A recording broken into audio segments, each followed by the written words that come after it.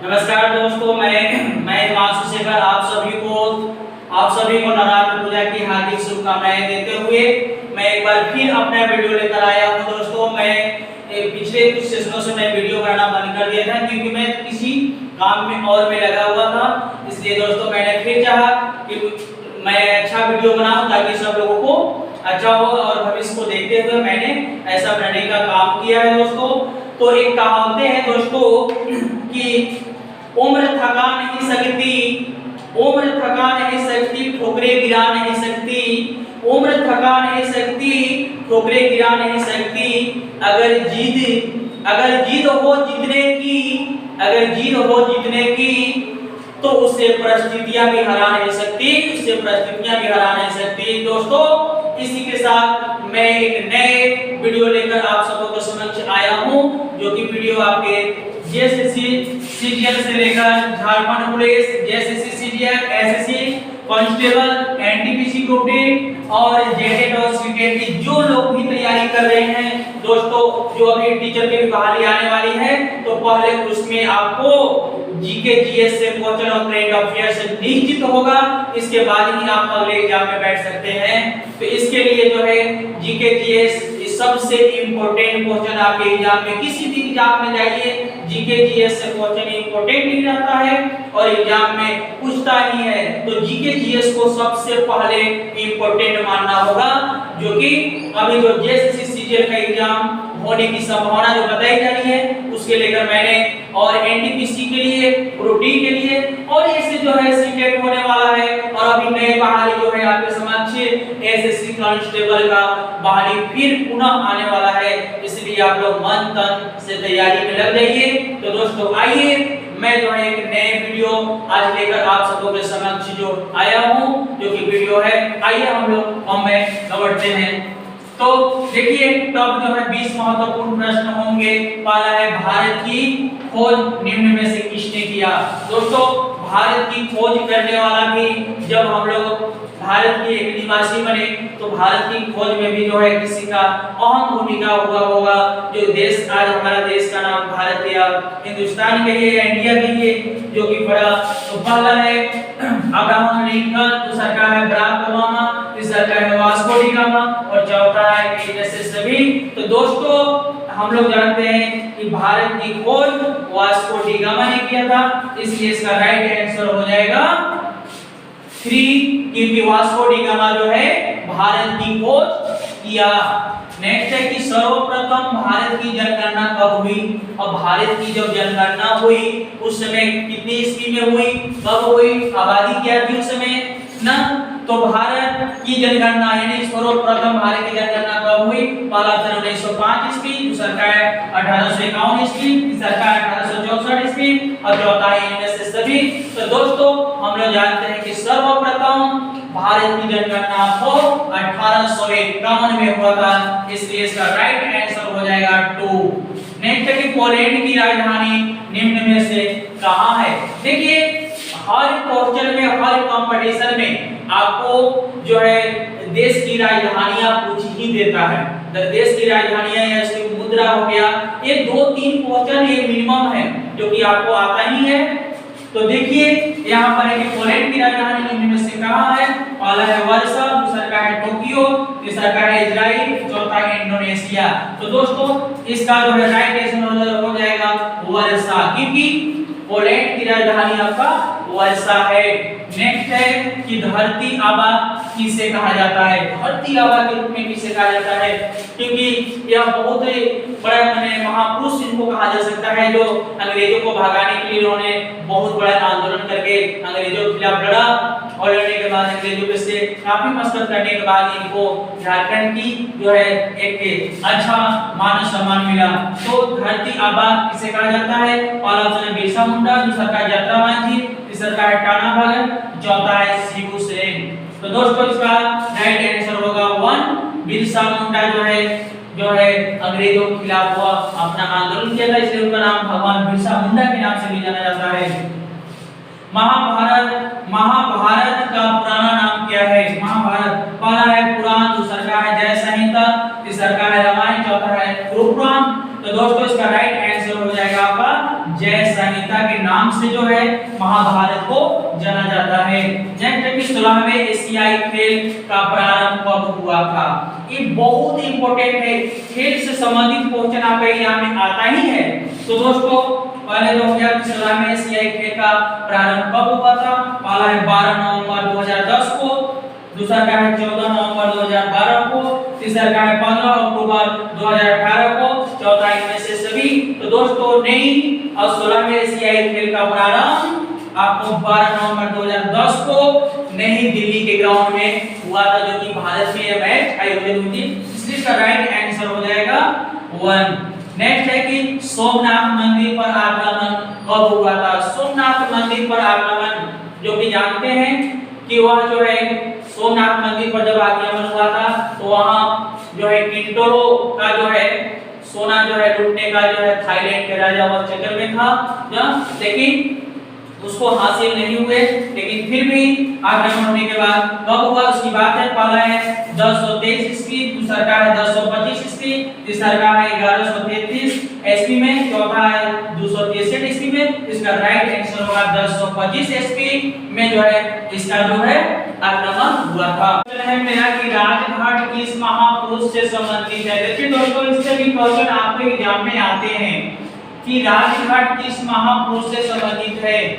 तो राजघाट की जो बात है कि पहला है महात्मा गांधी ऑप्शन में, दूसरा का ऑप्शन आपके है जगजीवन राम, तीसरा का है इंदिरा गांधी और चौथा है कोई नहीं। तो दोस्तों हम लोग जानते हैं कि राजघाट जो है यह महात्मा गांधी से संबंधित है, इसलिए इसका राइट आंसर 1 हो जाएगा। नेक्स्ट क्वेश्चन है कि शक्ति स्थल निम्न में से किससे संबंधित है। देखिए शांति स्थल भी यह बहुत ही इंपॉर्टेंट क्वेश्चन है, जो कि आपके एग्जाम में बार-बार यह पूछ ही देता है इससे संबंधित क्वेश्चन। तो शक्ति स्थल निम्न में से किससे संबंधित है। पहला है इंदिरा गांधी, दूसरा का है राजीव गांधी, तीसरा का है डॉक्टर राजेंद्र प्रसाद, चौथा है इनमें कोई नहीं।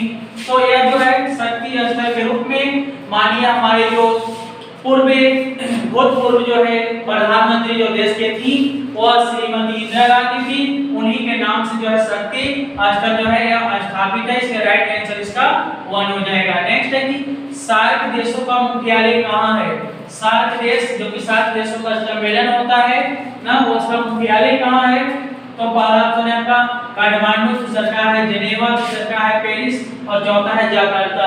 तो दोस्तों इसका राइट आंसर हो जाएगा काठमांडू। काठमांडू जो है यह जो है सार्क देशों का सम्मेलन होता है, वहां सभी सार्क देश जो है वहां बैठकर अपने बातों अपने देश की विकास स्तरों की व्याख्या करते हैं, बातें करते हैं। नेक्स्ट है कि जालियांवाला बाग हत्याकांड कब हुआ। तो जालियांवाला बाग हत्याकांड पहला है 13 अप्रैल 1919 ईस्वी को, दूसरा का है 14 अगस्त 1918 ईस्वी को, तीसरा का ऑप्शन है आपका 13 अप्रैल 1917 ईस्वी को। तो दोस्तों इसका राइट आंसर होगा पहला 13 अप्रैल 1919 को जालियांवाला बाग हत्याकांड अमृतसर के मैदान में जॉन डायर जो है कि जनरल डायर के तत्वाधान में यह कांड हुई थी। नेक्स्ट क्वेश्चन है गिरजा कलेज किस भाषा के कवि थे। पहला है उर्दू, दूसरा का है फ्रेंच, तीसरा का है बंगाली, चौथा है तमिल। इसका राइट आंसर हो जाएगा उर्दू, क्योंकि गिरजा कलेज जो है यह एक उर्दू भाषा के कवि थे।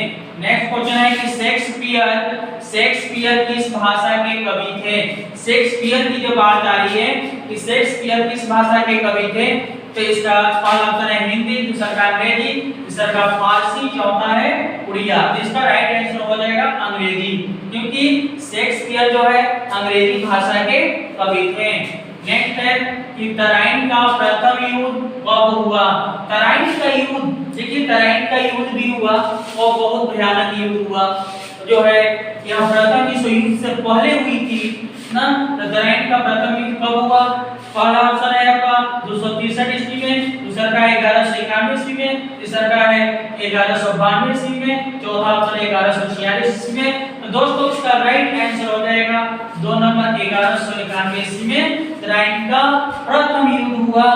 नेक्स्ट है कि अर्थशास्त्र की जनक किसे कहा जाता है। देखिए दोस्तों बड़ा इंपॉर्टेंट क्वेश्चन है कि अर्थशास्त्र का जनक, सभी विषय का जनक जो है ये बड़ा इंपॉर्टेंट होता है। जिस विषय को पढ़ते हैं उस विषय के जनक के भी बारे में जानना आवश्यक होता है, इसलिए इसलिए मैंने ऐसा क्वेश्चन बनाया है। अर्थशास्त्र के जनक इसे कहा जाता है। पहला है मार्शल, दूसरा का एडम स्मिथ, तीसरा का है मैक्सवेल, चौथा इनमें से कोई नहीं। तो इसका आंसर हो जाएगा आपका क्या हो जाएगा? अर्थशास्त्र के जनक किसे माना जाता है? मार्शल को, एल्फ्रेड मार्शल जिसको बोला जाता है ना, जो है उनको जनक माना जाता है। नेक्स्ट क्वेश्चन है कि भारत की संसद ने राष्ट्रीय रोजगार गारंटी अधिनियम कब पारित किया? यानी कि भारतीय संसद में जो है राष्ट्रीय रोजगार गारंटी योजना जो है कब लागू किया गया? पहला है ना 2001 ईस्वी, दूसरा का है 2003 ईस्वी, तीसरा का ऑप्शन है आपका 2005 ईस्वी, चौथा है 2007 ईस्वी। तो हम लोग जानते हैं कि राष्ट्रीय रोजगार गारंटी योजना के तहत 100 दिनों की जो है रोजगार उपलब्ध कराने की जो है प्रक्रिया रखी गई थी, जिसमें जो है बेरोजगार लोगों को 100 दिन की रोजगार अपने ही राज्य में और अपने जिला में इसको प्रदान की जाएगी। तो इसमें जो है यह 2005 ईस्वी में जो है लागू की गई थी, इसलिए इसका राइट आंसर होगा 2005 ईस्वी। नेक्स्ट क्वेश्चन है मेरा कि यहाँ की भारत में विश्व की कुल जनसंख्या की कितनी प्रतिशत आबादी रहती है? यानी कि विश्व की जितनी संख्या है उतनी संख्या से हमारे देश में कितनी प्रतिशत जनसंख्या हमारे देश के अंदर रहती है?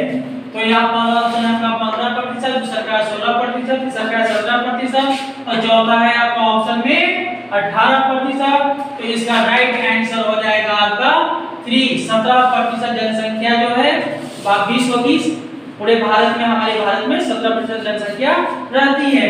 नेक्स्ट है कि द्वितीय औद्योगिक नीति की घोषणा कब की गई? भाई बहुत अच्छा क्वेश्चन है। पहला तो 1948 में, 1956 में दूसरा का है, तीसरा का 1951 में और चौथा है 1991 में। तो भारत में औद्योगिक नीति की घोषणा जो है 1956 में किया गया।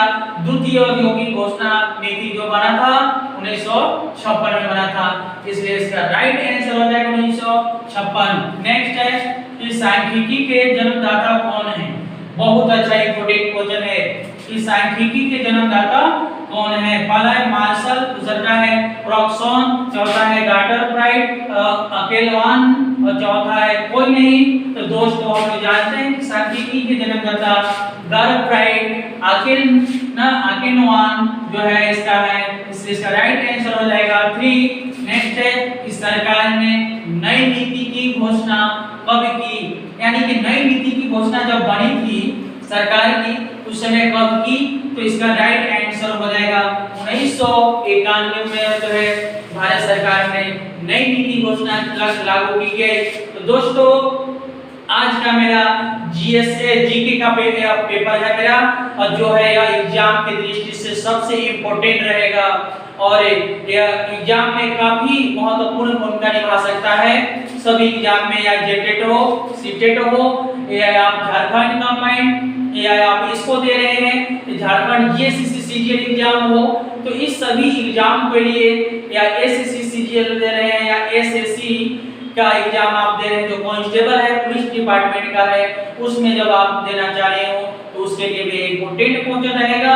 इसलिए मैं आप सभी को फिर एक बार नवरात्रि की हार्दिक शुभकामनाएं देता हूं। दोस्तों इस वीडियो को आप जरूर लाइक और सब्सक्राइब कीजिएगा। आपका लाइक, आपका सब्सक्राइब ही मेरा एक पहचान होगा दोस्तों। तो मेरे आगे मंजिल तक पहुंचने में मुझे एक लाइक और सब्सक्राइब आप जरूर कीजिए और इस वीडियो को अंत तक देखिए ताकि आपको सफलता मिले। तो इसके साथ मैं आप सभी से विराम लेता हूं ना। गुड इवनिंग, जय हिंद।